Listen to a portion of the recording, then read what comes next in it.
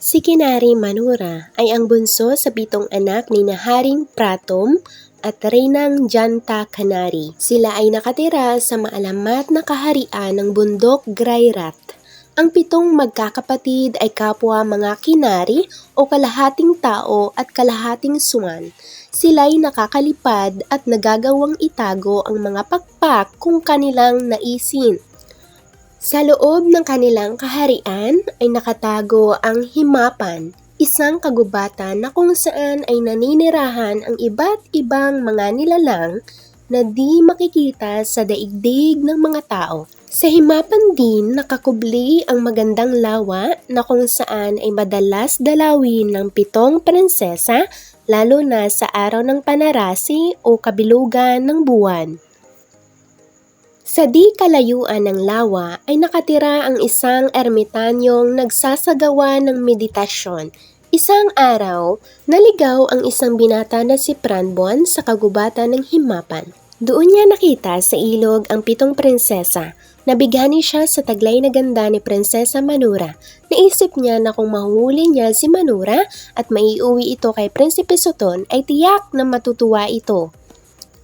Ngunit di tiyak ni Pranbon kung paano niya mahuhuli ang prinsesa, kaya't humingi siya ng tulong sa ermitanyo. Agad siyang nagtungo sa ermitanyo at sinabihang mahihirapan siyang mahuli ang prinsesa sapagkat ang mga Kinari ay agad na lumilipad kapag tinatakot.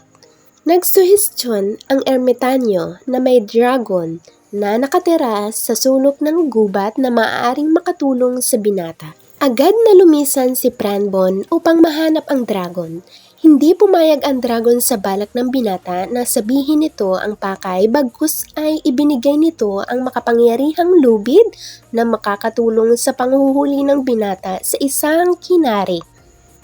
Nagpasalamat ang binata at agad na nagtungo sa ilog kung saan naroroon si Prinsesa Manura.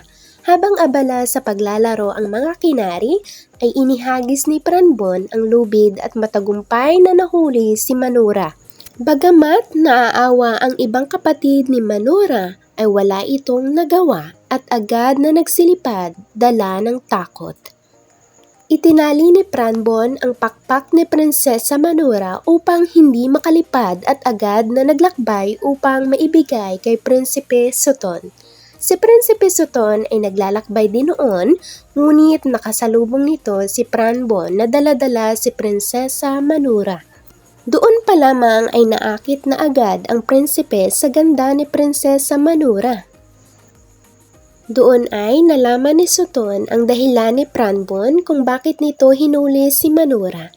Nagbalik ang prinsipe sa kanilang palasyo na kasama na si Prinsesa Manura na kung saan ay umusbong ang pag-ibig nila sa isa't isa.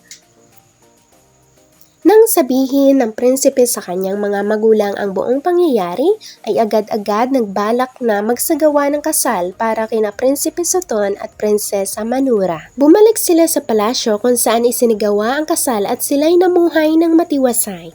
Dito na po nagtatapos ang ating kwento mga kabinibini, ang alamat ni Prinsesa Manura. Maraming salamat po sa pagkikinig at panonood. Please like and subscribe. Mag-iingat po kayo mga kabinibini. God bless!